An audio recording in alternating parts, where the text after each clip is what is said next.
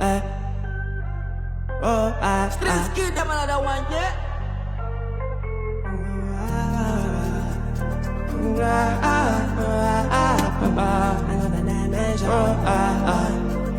Hello, I know you know I don't get something.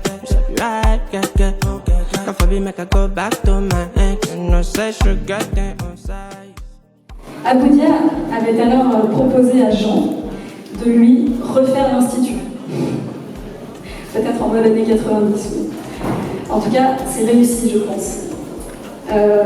Dans ces mois de préparation, Aboudia a fait, défait, refait, jusqu'il y a quelques jours encore. C'est un bourreau de travail qui ne s'arrête pas tant qu'il n'est pas pleinement satisfait. Il a spécifiquement voulu des grands, voire des très grands formats, pour qu'ils nous sautent aux yeux, dès l'entrée dans le hall de l'Institut.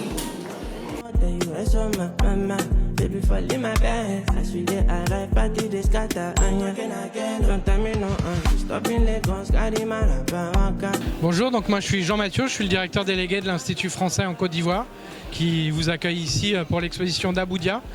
Une exposition exceptionnelle et inédite puisqu'elle part d'abord d'une idée, d'une proposition d'Aboudia lui-même qui tenait absolument à exposer ici pour la première fois en solo, en forme de clin d'œil à la première exposition solo qui a marqué le début de sa carrière au Centre culturel franco-guinéen à Conakry, chez les voisins de Guinée-Conakry.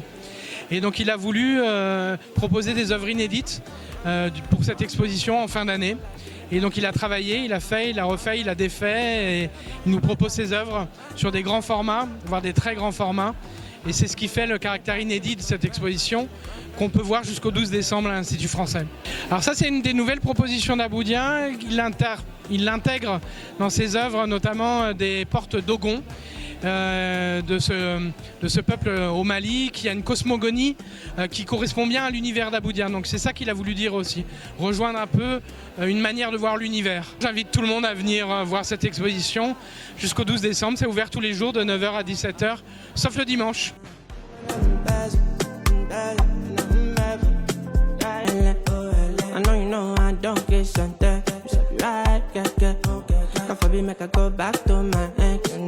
Cette exposition, qu'est-ce qui vous a motivé à vous relancer là en expo solo? Je pense que le travail et puis la reconnaissance aussi, parce que ma première exposition a été d'exposer au Centre culturel français de la Guinée-Conakry. Et après, je suis venu voir, le directeur il était passé à la maison, je suis venu et je lui ai dit, bon écoute, par reconnaissance, je veux faire un truc. Et puis d'accord, on s'est mis dessus comme ça et je suis parti. Vous, on vous connaît depuis les origines comme un peintre qui rend hommage à la misère, à la violence. Est-ce que c'est une inspiration qui continue aujourd'hui alors que la Côte d'Ivoire est un peu sortie de ces années de violence? Oui, mais en même temps, mon écriture n'est pas forcément liée à la violence de la Côte d'Ivoire. Je ne suis pas un peintre de la guerre, comme je le dis toujours. Je travaille juste sur la misère aussi. Bon, la misère, elle est mondiale. Hein. Ça peut être la France, les États-Unis, la Côte d'Ivoire, Guinée. En fait, c'est mondial. C'est pourquoi j'ai aujourd'hui ramené une nouvelle chose, comme on appelle ça dans mon travail, c'est-à-dire les portes. Quand on ouvre les portes, on invite qu'il y a des raisons. C'est de faire cette ouverture-là que j'ai toujours commencé dans le travail, quoi. Voilà. Et pourquoi le choix de ces œuvres du format assez monumental? Non, si vous m'avez suivi depuis le départ, j'aime vraiment tout ce qui est grand. Voilà, j'aime travailler. Quand je travaille sur une petite toile, j'ai des difficultés, voilà, en fait. Ouais. Justement, vous qui avez quand même connu une carrière assez spectaculaire, là on a vu que vous êtes une star, vous êtes très bien vendu. Comment vous faites pour garder le lien avec cette misère? Ouais, je dirais, star, c'est pas approprié. Je dirais que c'est une personne lambda, mais qui a travaillé, qui a fait valoir ses droits peut-être dans la peinture. Je pense que c'est mieux comme ça, mais ça va. On essaie de travailler, d'aider les autres, de s'entraider comme on peut et d'essayer d'avancer. Justement, comment vous gardez le lien avec les classes les plus défavorisées? Parce que je viens de là. Il ne faut jamais oublier d'où on vient. Ouais. Est-ce que vous pouvez partager un peu votre processus de création avec... Est-ce que vous vous inspirez de modèles, de photos? Non, parce que c'est comme je disais tantôt, mon inspiration vient de la rue. Ouais, c'est sur les murs. Peut-être que les gens ne font pas assez attention, mais si vous faites attention, vous allez voir qu'il y a plein de petits dessins des enfants de la rue sur les murs. Et c'est ce qui m'a inspiré. Donc quand aujourd'hui on me compare à Basquiat, c'est pas mauvais. Basquiat, c'est un grand peintre, mais moi, je ne connaissais pas Basquiat. Et ça, je le dis toujours. C'est après, en me disant, oui, je suis allé voir, il dit, mais après, ça n'a rien à voir. Lui, c'est des gros traits noirs. Moi, c'est plus de peinture. En fait, c'est différent. Mais peut-être qu'on a les mêmes esprits sur le fait de travailler sur les enfants et les graffitis. Voilà.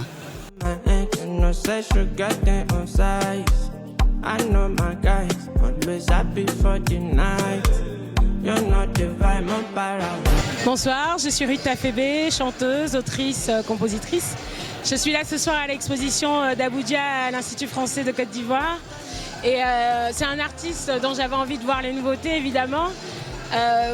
Indépendamment du fait qu'il soit très connu et qu'on n'ait pas envie de rater les bonnes occasions de voir des grands maîtres, il y a quand même quelque chose dans le travail d'Abuja qui me touche beaucoup.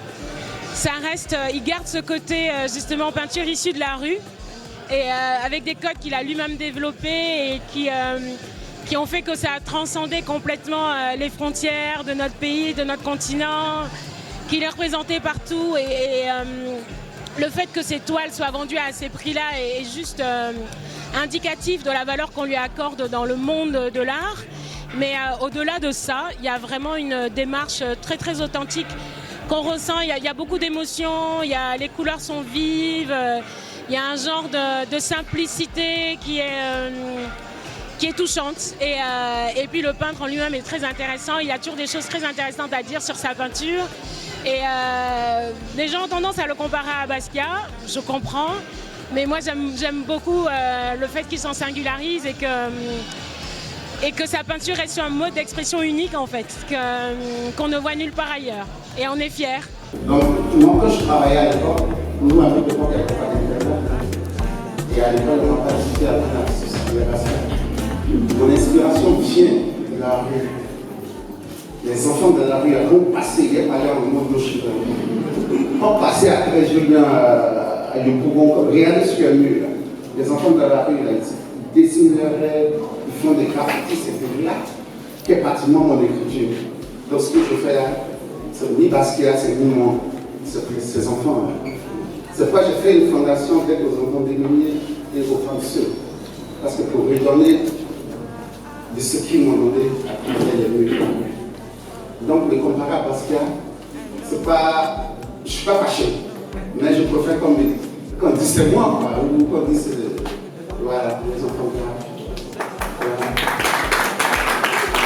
Moi c'est Daba Edgar, je suis architecte d'intérieur et je m'intéresse particulièrement à la culture africaine.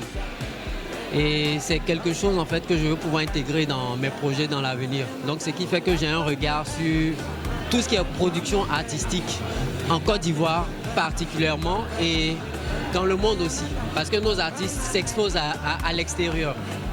Donc aujourd'hui, j'ai voulu voir Abudia parce que c'est un artiste qui a commencé ici.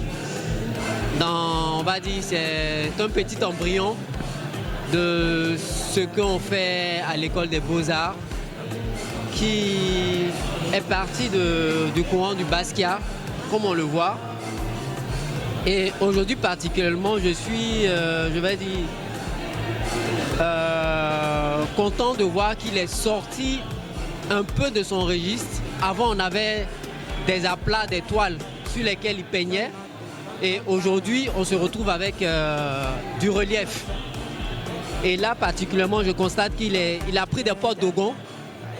Pour moi, c'est un peu pour dire qu'il ouvre une nouvelle porte vers sa création. Il ne va pas rester toujours dans le standard, dans sa cellule, mais il va faire évoluer son œuvre artistique. Donc c'est un peu comme ça que moi, je perçois ses œuvres aujourd'hui. Je pense qu'à Abudia, la première fois que je l'ai vu, c'était chez Jaco Bleu, qui avait une galerie, le Basquiat, à la Ribera 2. Et je me rappelle avoir vu des toiles avec des personnages qui avaient des yeux ronds, qui avaient l'air étonnés, une bouche ouverte. Ça ressemblait beaucoup à des dessins d'enfants. Et aujourd'hui, quand il dit qu'il dessine un peu comme les enfants de la rue, bon, je pense que c'est cette similarité-là qui est revenue. Parce que dans la rue, on représente les personnages avec des formes vraiment très simples. On a la tête, on a les mains, on a le ventre, les pieds. et tout de suite on sent la chose.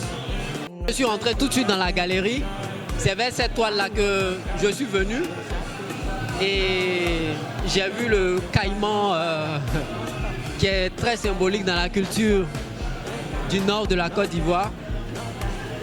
Et quand je me suis retourné de l'autre côté sur la grande toile, j'ai vu que là-bas il avait mis plus en œuvre les portes d'Ogon. Il y a même une porte qui s'ouvre. Il y a aussi les... Comment ça s'appelle? Les comians. Voilà, c'est revenu. J'ai vu les comians aussi dans cette toile, donc je me dis que là tout de suite, il interroge tout le monde. C'est vrai qu'il est dans la rue, mais bon, il parle avec tout le monde dans la rue. Il fait intervenir tout le monde dans la rue. Et pour voir les comians, il faut être dans la rue. Il ne faut pas être dans une maison, dans une cellule. Donc je pense que c'est tout ça qu'il expose aujourd'hui.